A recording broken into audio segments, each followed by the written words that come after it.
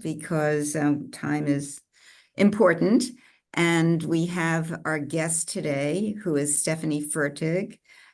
Stephanie is director of the NIH Small Business Program, which means the SBIR program and STTR program. I'm sure she'll describe what these are. Before running these programs, she was at NINDS, also as director of small business programs. She has more than 20 years in translational research, and she has an MBA from the University of Maryland. And just she'll probably say more about SEED, which is the acronym for something or other. But SEED is the office that this happens in. Their mission is to translate science into healthcare solutions. They have 1.3 billion in funding. And this money is really important to our startups. It's often the way that startups actually get off the ground. So it's a really critical function that she's overseeing. This office is also trans NIH. So over all the 27 different institutes, which is an indicator of the importance that they view it. So I am going to stop sharing my screen and let Stephanie put her slides up. And welcome to everybody. And yeah, as I said, we want to make this interactive. So put your questions in the chat and you'll have a chance to ask them later on. Stephanie, the floor is yours if you're ready. But you're on mute.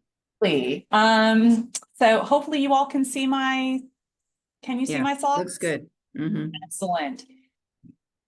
So good afternoon and good morning, everyone, depending upon which coast you're on. So as was noted, I'm part of SEED, the Small Business Education and Entrepreneurial Development Office, here within the Office of Extramural Research, which is part of the Office of the Director at NIH. So today we're going to talk a little bit about those small business programs, affectionately known as America's Seed Fund or the SBIR STTR programs. And I'm going to talk about a wide variety of different programs and options and opportunities.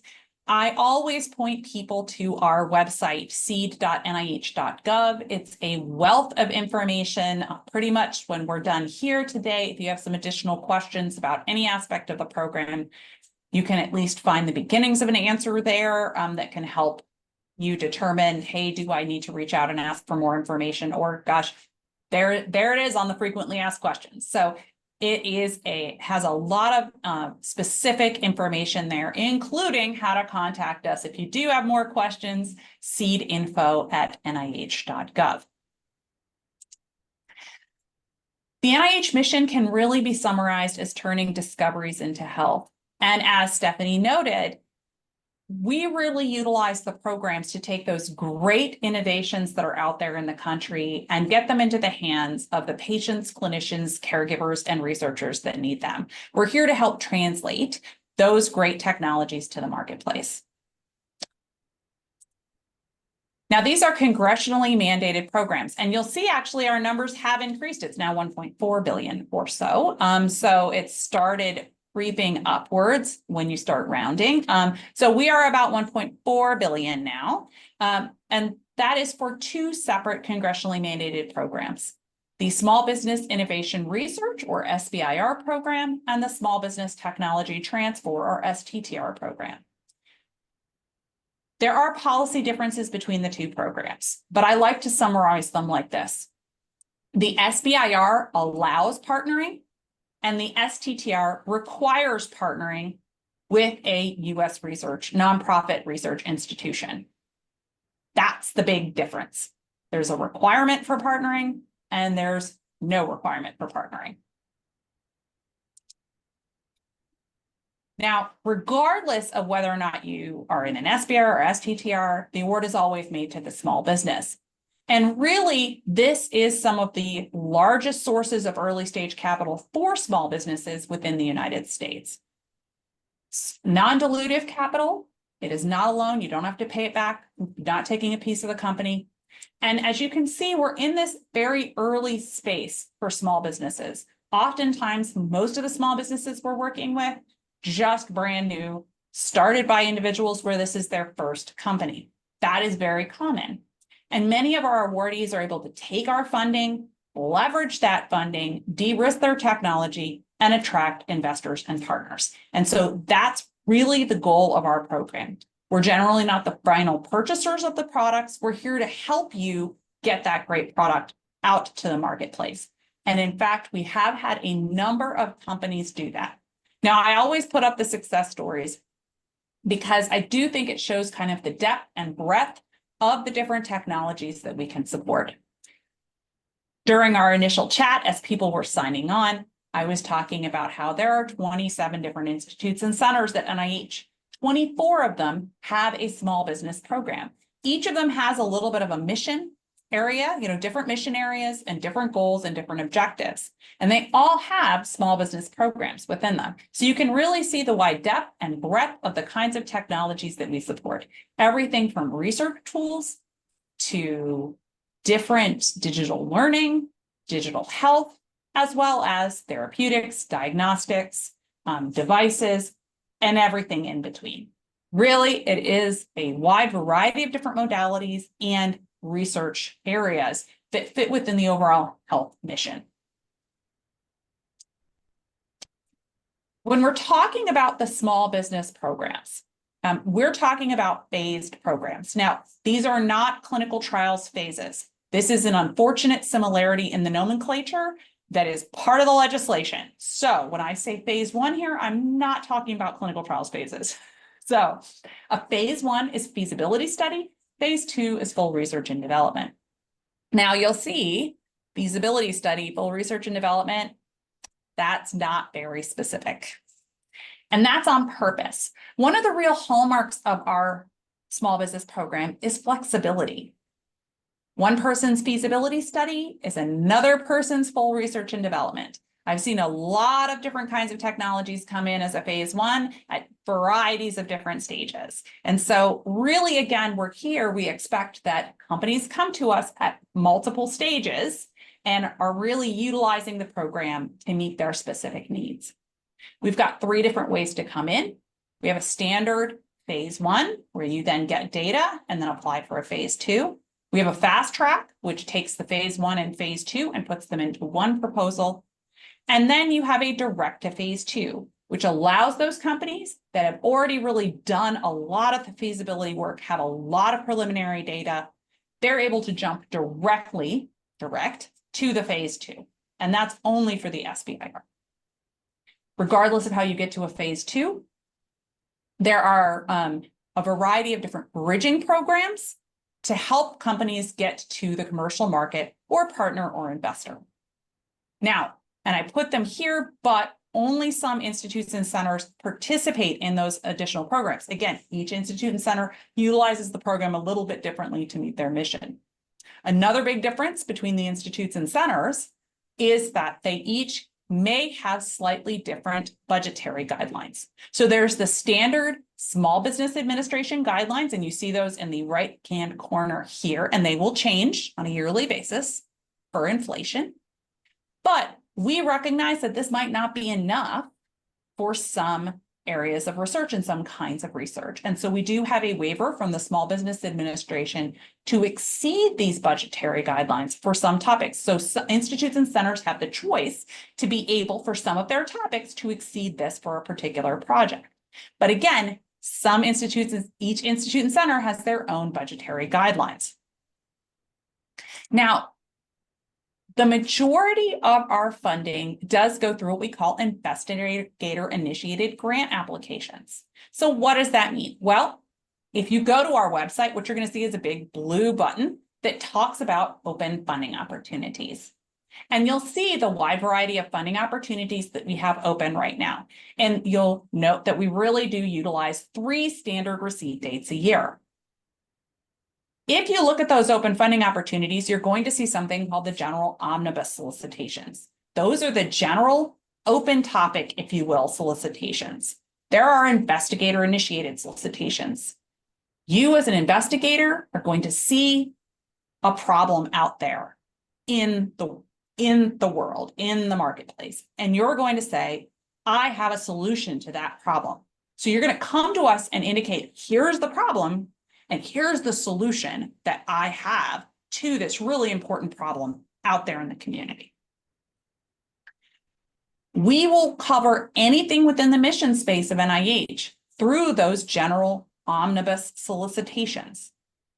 And you can see a program descriptions and research topics section that talks about each institute's and center's mission space to help you determine where you're likely to be assigned.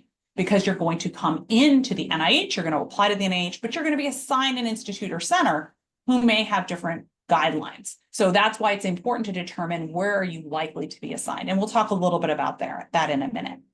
Now, we do have targeted solicitations, both grant solicitations, as well as a contract solicitation. And in fact, our contract solicitation was just released. So we do have, it's moved from pre-solicitation to full solicitation as of late last week, Friday of last week. So that's even breaking news there. And you can again find that on our website. But we often have specific solicitations. And for example, we have a notice of special interest focused specifically on women's health research. But here's the good news. There are specific solicitations, but the vast majority of our grants that we award come in through the omnibus solicitations, about 75% or so. So if you don't see something that specifically works for you in the targeted solicitation, that's okay. That's why the omnibus is there for you. It's completely normal and very common for people to come in through the omnibus. When you're looking at a solicitation, I wanted to put, and this is a notice of funding opportunities, what we call them, affectionately known as a NOFO. So a notice of funding opportunity includes all the information that you will need to be able to submit to start that application process. It has the participating institutes and centers, which institutes and centers are participating within the notice of funding opportunity. Not all institutes and centers participate in all notice of funding opportunities. Key dates, purpose and objectives, the budget guidelines, the review criteria, and the scientific research contacts. i.e., if you're not sure if you fit within that notice of funding opportunity, you can go to the bottom and look at that scientific research contact and ask that question.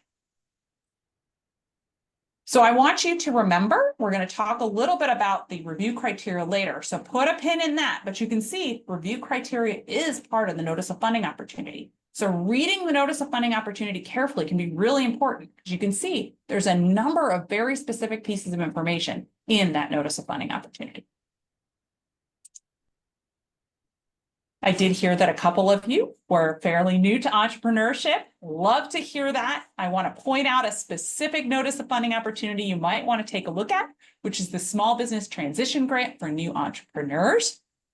This is a great example of a funding opportunity that might be a little bit different from our standard notice of funding opportunities. It has some different review criteria and some different requirements, including requiring that there's a mentor involved in this. But I would really take a look at this because the specific focus of this funding opportunity is to foster those early career scientists transitioning to entrepreneurship.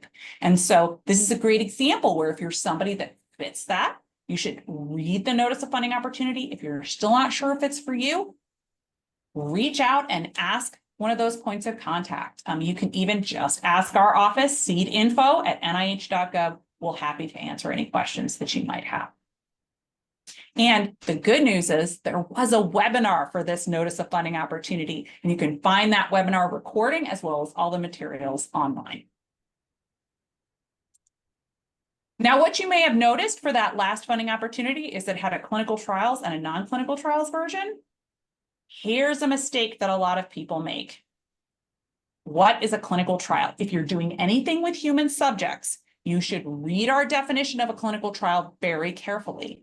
Clinical trials, the definition is much broader than you think. And this is particularly important for individuals who are doing, say, devices or some of the other non-invasive technologies. They often think because they're low risk or a low number of patients, they're not considered a clinical trial, but that's just not true. That doesn't factor in to the definition. Read that definition very carefully. We do have a decision tool online. It's very helpful.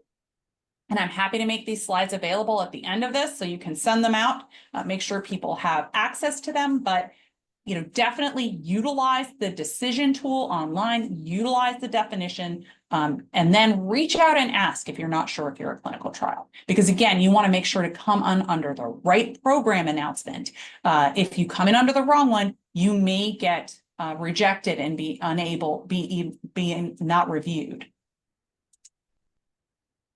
So now I'm talking about the application and review process. And here's the application and review process from submission, and it's electronic submission, all the way through to receiving funding. It's about six to 9 months, but you generally get feedback at the 3 to 4 month. So the first step, though, is the application process. And you do have to submit electronically. There are registrations involved. If you are interested in submitting, start that registration process early. Now, the good news is online, we have a how to apply resources section. Make sure that you take a look at that. We do have a list of the different registrations that are required. But in addition to that, we have links to application instructions, an annotated form set, and even sample applications. In addition, many states also have state resources, and the Small Business Administration specifically funds different resources within each state around trying to support small business applications through the process. So I'd also encourage you to take a look at state resources depending upon where you're located. So again, there are a number of resources online. Do take advantage of them. So some quick application tips, because we do get a lot of questions about application tips. Build a solid team. You can't know everything, so team building is really important. I'm watching a lot of Olympics right now. I like to say this is a team sport. If you want to win the gold, you have to have a team. Talk to people about your innovation. Be prepared to pivot. Make sure you read that funding notice of funding opportunity very carefully. It has what's required, including if there's special attachments required. Review some of those applications. Give people your application to read it. Make sure that your proposal addresses the review criteria and make it easy to read and follow the instructions. But really a big one, if I was going to pick two of the big ones, submit early. If there's an error, you will be able to address it and resubmit the application to make sure it goes through the electronic system.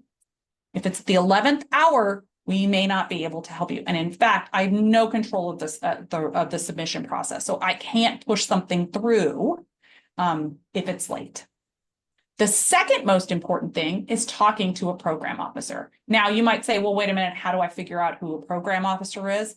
Well, first off, that program officer, there is a list of small business program managers that is available at each institute or center that is available on our website. Look for the very nice picture of the NIH, very regal looking building. Right underneath that is a list of program managers across the entire NIH. But if you're not sure who to contact, you're thinking, well, wait a minute, I'm in, say, Alzheimer's disease. Is that neurology? Is that aging? Where does that go? Don't worry. There's a couple of things that you can do. First, you can always email us at seedinfo@nih.gov and we'll help connect you. You can email two people at the same time. Just tell them, hey, I'm not sure which one of you I'm going to end up being assigned to. That's okay. We all know each other. Perfectly normal to do that, so no worries there. But you can also use the report.nih.gov tool, the Research Portfolio Online Reporting Tools. It's a wealth of information. And what's really helpful here is if you look down here, there's this matchmaker section. You can actually plug in your abstract. This database has all the abstracts of funded applications, and it's really, really helpful to see where things like your project have been assigned. So you can get a list of different projects that have been funded previously, where they've been assigned, and gosh, guess what else it's great for? Research on what else has been assigned, what else has been funded in your area, what other companies, what other individuals are working in your area. So it's a wealth of information there. So the peer review process, utilizes the standard NIH peer review process. If you're not familiar with it, the great news is we have a Center for Scientific Review that does the vast majority of our reviews. And this is not just for SBIR STTR, but for all the reviews across NIH. Once you've been submitted an application, it's been assigned and goes to a scientific review group or study section for peer review. And the scientific review officer is the one who recruits those peer reviewers with those appropriate expertise, clinicians, scientists, and individuals with small business expertise. So each application has 3 assigned reviewers. And there are 5 review criteria, and you can see the review criteria listed here. And they're scored from 1 to 9, 1 being the best, 9 being the worst. Now, here's the good news. Yes, if you know NIH, you know, gosh, significance, investigators, innovation, approach, environment, I've seen those before. But the questions that the reviewers are supposed to ask themselves is different. The focus is different. It should be focused on product development, again, on that commercialization. Again, the purpose of this program is to get things to the commercial marketplace, get those great innovations to people that need them. So the questions are different. Now, if you look, the notice of funding opportunity, remember back when we were talking about the notice of funding opportunity? There are questions in that notice of funding opportunity under each of these scored review criteria. It's the rubric. Read the rubric, write to the rubric. These are the questions that the reviewers are going to be asking themselves. Make sure that you're addressing those questions in your application. Another really important note, and is actually a myth that I often hear, the budget is not factored into the score. It's not scoreable. Again, make sure that you're looking and reading those specific review criteria and trying to address them. Now, the budget needs to be well justified, should be within the guidelines, but make sure for an individual institute or center, but it's not a scoreable component. Now, the overall impact score is determined after discussion and scoring by the scientific review group. So everybody in the scientific review group weighs in on that score. And about 50% of our applications aren't discussed, meaning they rank in the bottom half of the applications that were reviewed or were being considered by the study section. However, all applications receive reviewer comments about 3 to 4 months after submission. So you will receive some comments and have an idea of where you land. Now, I was asked to provide some common application problems. And so I definitely want to hit these because it's really important to think about. 1, make sure that you're able to talk about your significance. You want to show that it's an important problem and that there's a case for commercial potential and impact. Make sure you talk about innovation. And when we're talking about innovation here, we're talking about really thinking about, is there an advantage over other technologies or products, either in the pipeline or currently available? What's your commercial, what's your advantage? What's your competitive advantage? The team is really important. Remember when I said this is a team sport? Really, this is a team sport. If you have the engineering expertise, but you don't have somebody who really understands, say, Parkinson's disease or Alzheimer's disease or diabetes on your team, make sure you're bringing someone on board. They don't have to work for the company full time. They don't even have to be employees of company at all. They might be a consultant, but make sure that you are factoring in that expertise. That's going to help you make sure that you really are factoring in all that relevant publications, not just, again, on the technology itself, but maybe on its application as well. Now, approach is a big one, and I listed a number of issues here. One of the big ones was an unrealistically large amount of work proposed. Many people think that, gosh, if I make the budget really small and propose a heck of a lot of work, that'll be seen as a positive. It isn't. Because while budget isn't factored into the score, if your budget is really, really small, but you're promising the world, the reviewers might start wondering, do you really know what it takes to get this done? Do you really understand what you're going to need to do? That starts raising some doubts. They're going to look really hard at that approach and think, can they do this?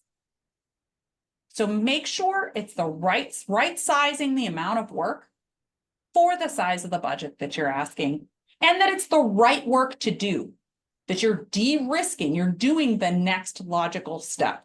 You're really de-risking the technology. What's the next best thing to do?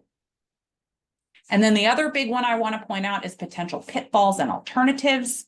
People think, I know this is a potential pitfall. I know this might happen, but maybe if I don't mention it, they won't notice it. That's never the case. They're thinking about it, and it's almost always better if you say, hey, look, we know this is a potential problem or issue, and here's how we plan to address it, rather than pretending it doesn't exist, because they don't know what you don't know or know. And so what they're going to be worried about is, gosh, they didn't mention that potential pitfall. Do they not know it's a potential pitfall? Make sure that you address it. Be prepared to resubmit. We're a very competitive program. For new applicants, it's about 15 to 20% success rate. What does that mean? Most people have to resubmit. It's just part of our process. Don't see it as, I didn't get funded, and so therefore, I'm not going to come back in. Study sections don't determine whether or not you're going to be funded, but their score and their comments do get factored into funding decisions. It's important to reach out and talk to a program officer before you resubmit. If you have any questions about the feedback that you've received. If you don't believe me, please believe our applicants who have successfully gone through the process. And I included Dr. Carter's quote here because I think she said it very, very well. She's even served as a reviewer and has still had to resubmit. It's just part of the process.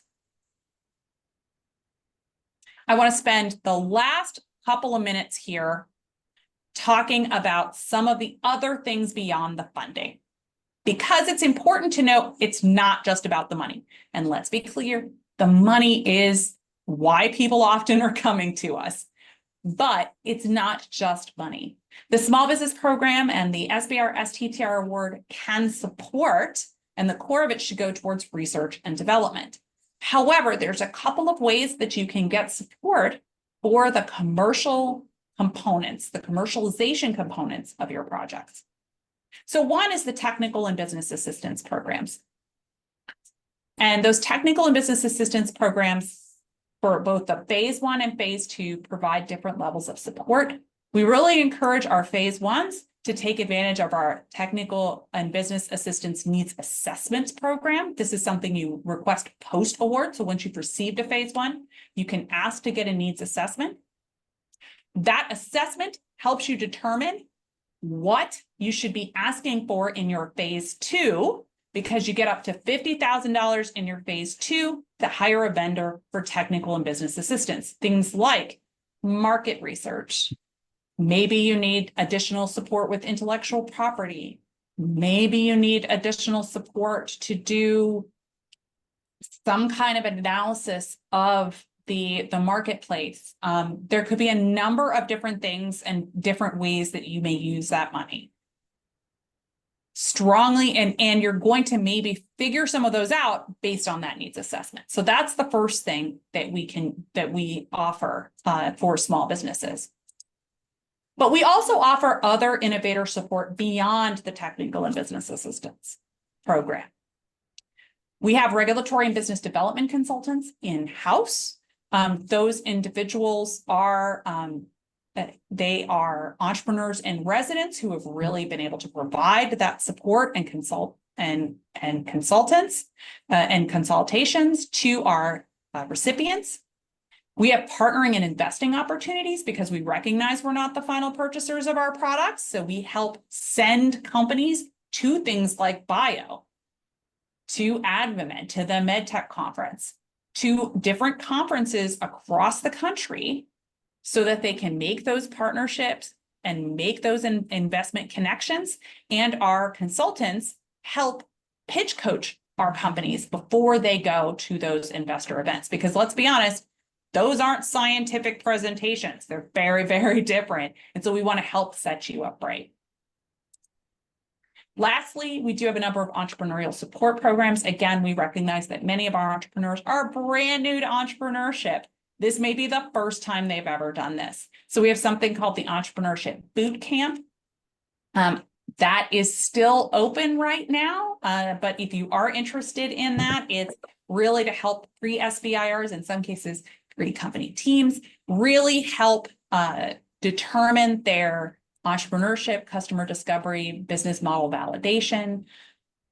So check that out.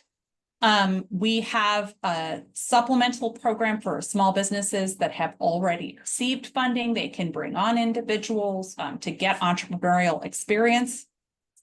And then we have a number of programs to help those companies basically translate their technologies, either through the Concept to Clinic Commercialization Innovation Program, or C3I program for devices, or I-Core at NIH. Many people are very familiar with I-Core. It's a great program, and it really helps you look at your business model. Look at your business model canvas, really take a look at that business model and determine what gaps are there. So both I-Core and C3I are really focused on, again, recipients, but it does help provide that support. So with that, I'm actually going to end here. But I encourage you to reach out and connect with us. You can sign up for our listserv. We do send out a lot of different programs and opportunities through our listserv. I do encourage you to take a look at that, as well as connect with us through our social media. And with that, I am very happy to take any questions that you might have. I'm hoping that there are some questions. And I don't see, I do see. Well, let me help you here, Stephanie. If you just want to go onto the full screen and take off your slides. Well, first of all, I just want to say I learned a lot from listening to Stephanie. I have been a reviewer for NIH, and it's just amazing how much this program has grown and just added so many resources. It's really impressive. So thank you for explaining all this. This is, again, a really critical resource for our startups, and I want everyone to put their questions in the chat. I'm going to start by calling on, I'm not sure who this is, Diron Woes, to ask his question. Diron, do you want to go? Great, you're on. Okay, go ahead and ask. Thank you, Stephanie. I appreciate the opportunity to ask the question as well, and also to listen to you, Stephanie. My question was about collaborations with partners that are outside of the US, so low and middle income countries, for example, being able to work with those partners to get their product or the research done using NIH funds. Great question. So, and I'm actually going to pop into the chat because I do see there's another question around eligibility as well. So I'm going to pop into the chat eligibility. But I will state this. So this is specifically for US companies. So you have to be a for-profit company. This is one question that I get. In order to apply, you do need to have a for-profit company. And the place of business needs to be in the United States. So again, this is a US for-profit company. Now, while not part of the eligibility criteria per se, one of the components of the program is that you do need to do the work within the United States, with one exception. If there's specific work that cannot be done in the United States, so say there's a specific patient population that only occurs or majority occurs outside the United States, or it's such a small patient population that there's no way to do the clinical trial within just the United States. You have to have a site outside the US to get the right numbers of patients for the clinical trial. That could be justification to allow us to give you a deviation so that you can do work outside the United States. But the bar there is very high. Again, you can't do the work in the United States. So if it's a situation, and we've had this situation before where it's look, I've always worked with this person. That's not a good enough reason. Hey, it's cheaper to go to outside the US. Well, that's not going to be a good enough reason either. So really, it's that the work cannot be done in the US. It's still considered a deviation. So you would still have to come in and request that deviation. That would be part of that. You have to provide some additional justification in your application, but it can be done. Do you want to address the other question about visa? And I guess related to that is what % of management has to be US? Great question. So there is you do have to be what we call individually owned and operated within the United States. So generally, we consider that to be a concern that is at least 50% directly owned or controlled by one or more individuals who are citizens or permanent residents of the US. So that's the ownership of the company. That's an important thing to note there. That's the ownership of the company. Now, there's a couple of other options around multiple venture capitals or being a joint venture, where there's some kind of specific components there. Take a look at those. The vast majority of our companies fall in that first bullet around independent ownership in the website that I put in the chat. However, say you are working for a company that meets that, but you yourself, as the PI, I get often the question of, well, what about the principal investigator of an SBIR STTR? That person just has to be eligible to work legally within the United States. So the ownership is where it's either a citizen or permanent resident. But the PI just needs to work legally within the US. And so that's a really important distinction. Again, do look at the eligibility criteria. It's important to kind of read through that very carefully. If you have any questions, you can reach out. There is an eligibility guide through the Small Business Administration that I found is very helpful. It's very detailed, but again, oftentimes we're working with individuals who are in very small companies and they kind of know where they fall. Great. Harrison Lee, would you like to go on camera and ask your question? We'll see if he wants to go on camera. While he's thinking about that, I have a question. I can go on camera. There you are. Great. Okay, go ahead and ask your question. Yeah, thank you so much, Stephanie. It was a great presentation. Just have a question about if I could use the SBIR or TABA funding to hire personnel, or that's only for non-personnel expenses. Oh, it's 100% for personnel. And in fact, it's odd if you're not having personnel be part of the SBIR or STTR. It's really for all aspects of research. So say you're the principal investigator, we anticipate you're going to use some of that funding to pay yourself to do the work. It's what's necessary to do the work. Technical and business assistance is a little bit different. So that's specifically for a third party to do work. So technical and business assistance is for you to pay someone to help you with your commercialization. But the rest of the SBIR can be really used to help a person. Thank you. Thanks for the questions. So I have a TABA question. Do you have to have an SBIR to be able to utilize that resource, or is that open to anyone? Great question. So for the TABA needs assessment, that's really specifically for phase 1 recipients. So you have to have had a phase 1. For the phase 2, you're actually going to ask for technical and business assistance as part of the grant. That's going to be a line item on your grant application. And that's something that you're going to request there to get the funding and to be able to utilize, to utilize that as a resource. So it's you can ask for specific funding for technical and business assistance. Okay, but when the needs assessment, you have to have a phase one before you can That's- ask for, is that right? That's, Okay, that is correct. And I okay, do, sorry, go oh, ahead. I was just going to say, I do see a question here, how to sign up for the listserv. And since that's an easy one, I'm just going to pop that in the chat. Okay, great. Okay, I'm going to read Liz's because she asked me, she said she can't go off mute. This is Liz Golden. So my team was told to apply to phase one and phase two at the same time. Is this a fast track option?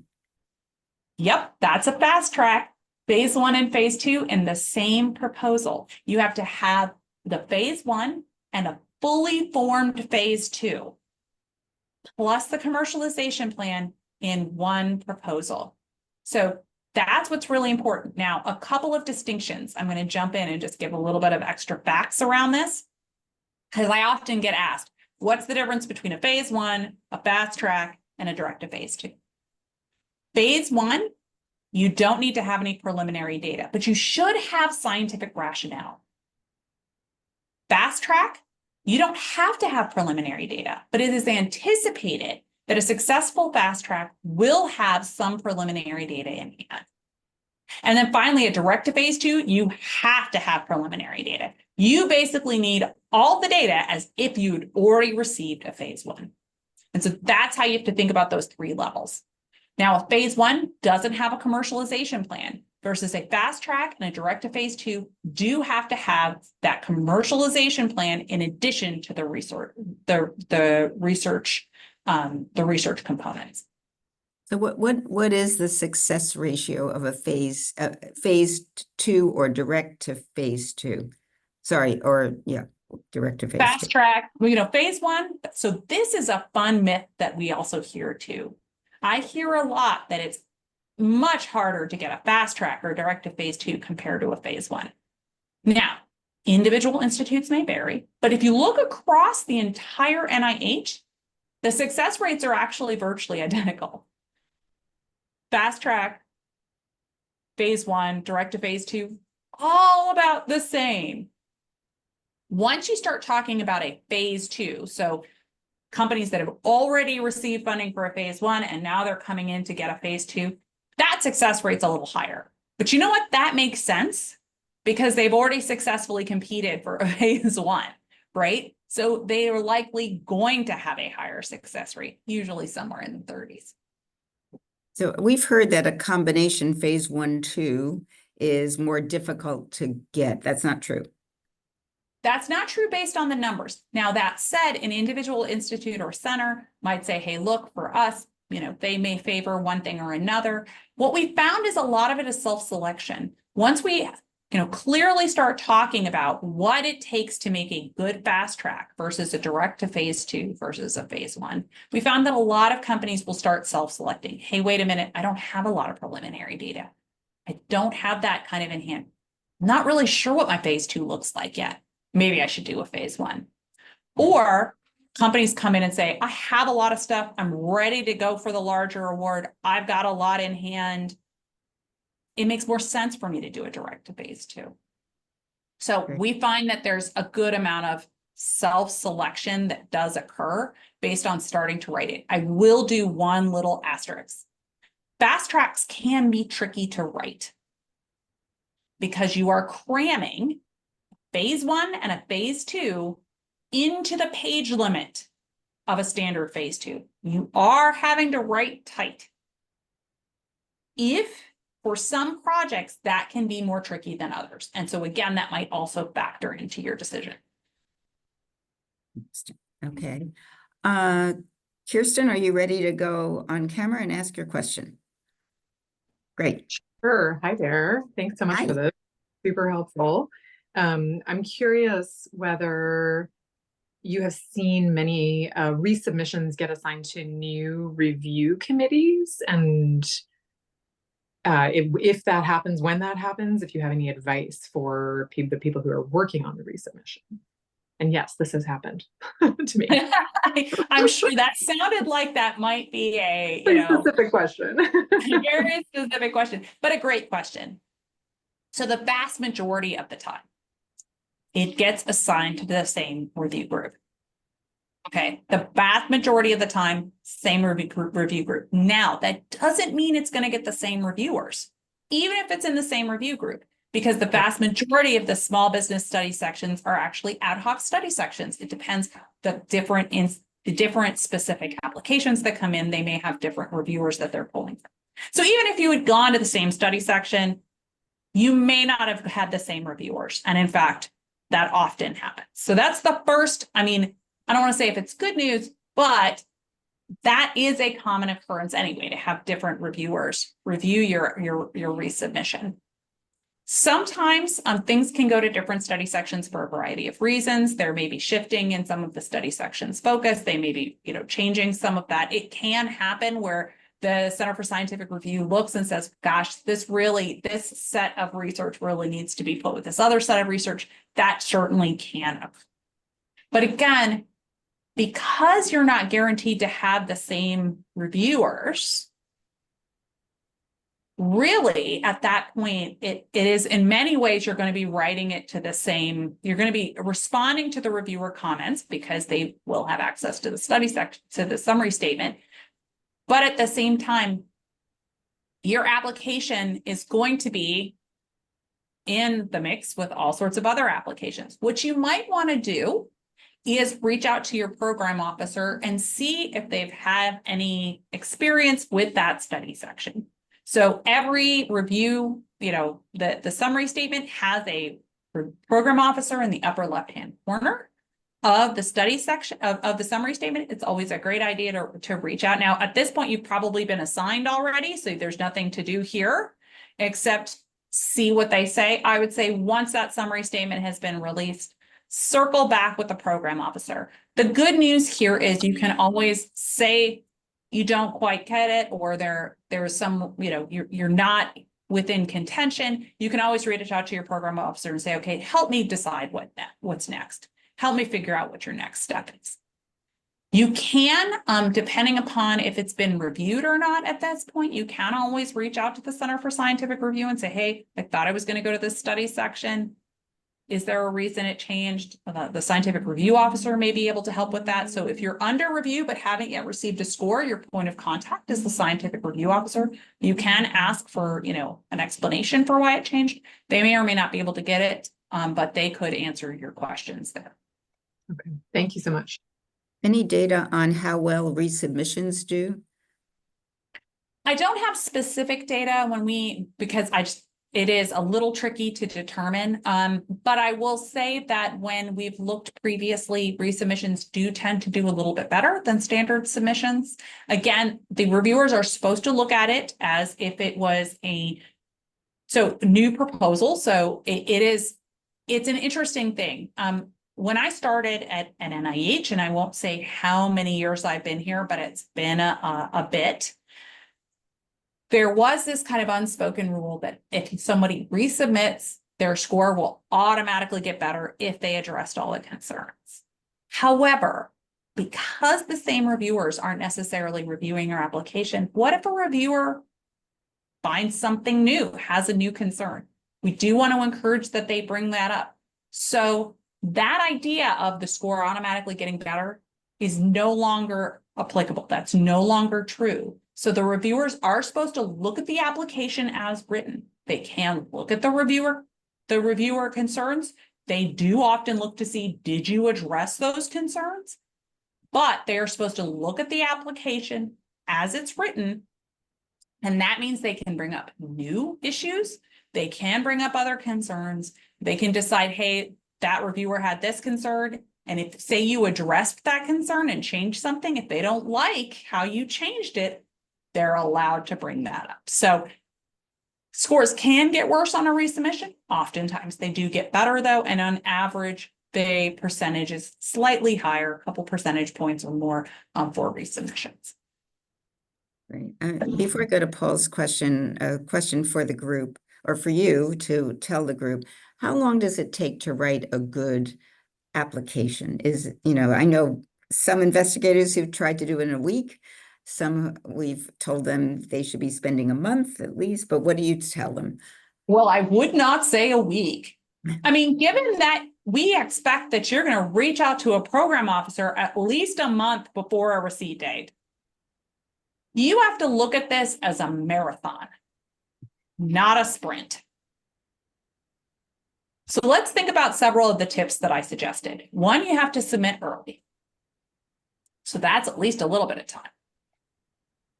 Two, you have to give enough time for someone who has not been eating, sleeping, and breathing your technology and project for the past however many years, your application to read. Hopefully more than one someone. Hopefully the most critical person that you know. Give them a big red pen. Tell them to go to town. You should make sure that you leave enough time for them to respond back to your, and so that you can adjust it and make modifications. You're going to want to adjust it, get whatever what if the program officer comes back to you and says, gosh, I think this is actually a clinical trial, and it's not. You have to give yourself enough time to take that feedback. And then on top of that, you have to give yourself enough time to pull together whatever consultants you need, their bio sketches, make sure everybody's registered in ERA Commons, all key personnel, make sure you have all your registrations. So if you're talking about even the registrations and everything like that, that could be 10 weeks. Now, if you've done your registrations, you can shave off some time there. But really, it's a marathon. It can take a significant amount of time to write a good, solid proposal. And I would say give yourself more time than you think, not less. Great. Before I go to you, Paul, I'm just going to talk about my class, and if we have time left over, I'll let you have your very individual question. But I just want to mention to everybody on this call that we do have a global entrepreneurship class that is going to help you with thinking through all the commercialization issues that NIH is going to want to hear about. It starts in October. It brings in people from Silicon Valley who are practitioners to tell you the way things are really done as you think about your startup company. It is all online. It's 2 hours a week. It is virtual. This is something that something like 25% of attendance has been UCSF people and faculty. It's a really valuable course. It's going to touch on all these areas. So it's a great foundation for your startup company. And we are going to close registration on August 30. So please, if you're interested, join our 6th cohort. There is the link to get more information and find out all about it. We're doing a briefing on August 15th as well, and you can find information there. So given that we are just about out of time, and maybe Stephanie will stay an extra couple of minutes for Paul's question, but I want to release everybody. First, I want to thank Stephanie for a great presentation. Obviously she knows everything there is to know about this program, tremendous resource. Something we're often afraid to do is, should we contact a program person at NIH? What if they say blah, blah, blah? I think she's made it clear that they're there to help us. And this is just a tremendous program that seems to get better and better. So I encourage you all to think about it if you're thinking about a startup. So thank you all for being here. And Paul, if you want to ask your question of Stephanie, go right ahead. Sure. Absolutely. Thank you so much. This is great and good timing for us as well. So we're at the Chan Zuckerberg BioHub, SF. We've been developing a project for a while now. It's a diagnostic tool. We've deployed it in Uganda for the last 1.5 years. We're forming other deployments right now, and we're percolating the idea of spinning it off as a company. So we've been doing basic research here, but what we've developed is I would say it's close to a like commercial beta, sort of beta prototype. It's certainly not a commercial product yet. But we have pretty advanced prototypes that run on their own in Uganda and collect clinical data. Why don't you ask your question? Because so we don't the question is, how to put this with your phase 1, phase 2 fast track, or direct to phase 2. But at the same time, we don't have a company yet. Can you apply before you have a company yet? Those are the 2 questions. You have to have a company. So you will have to form a company in order to apply. This is specifically focused on for-profit businesses. Now, the good news is there is other funding options across NIH for even for that translational space for non-companies. However, if you are in the space where you're a little bit later stage, this is one of the reasons why we do have the direct to phase 2 that allows for some of those later stage companies, individuals who may be kind of at that point where they may be doing a large scale clinical trial, or they may be kind of moving into some of the later stages of development. That might be very appropriate. It's important to note not all institutes and centers participate in clinical trials. They have other ways to support that again. So one option might be, depending upon your scientific area, reaching out and talking to a program officer, even if you're not quite a company. The good news is all those small business program officers, they're within those institutes and centers. They know about other options as well. So depending upon which institute or center you're part of, another option is to reach out and say, hey, I'm thinking about starting a company, but do you have anything for non-companies that might be a good fit too? And that could be another option as well. So depending if you're ready, if you're ready or not to start that company, might decide which path to go. So it really depends on where you are, but I would reach out and talk to a program officer. Great. Okay, great. Okay. Thank Well, you. Stephanie, again, thank you so much for all of this. And whoever asked about pasting the website into the link, I don't know if I'm going to be able to do that quickly. It's innovation.ucsf.edu. And that's to find out more about the class. And thank you all for being here. And Stephanie, have a good afternoon in hot DC, right? Yeah. Yes, it is a little toasty. Thanks Yeah. so much, everyone. Okay. Bye-bye.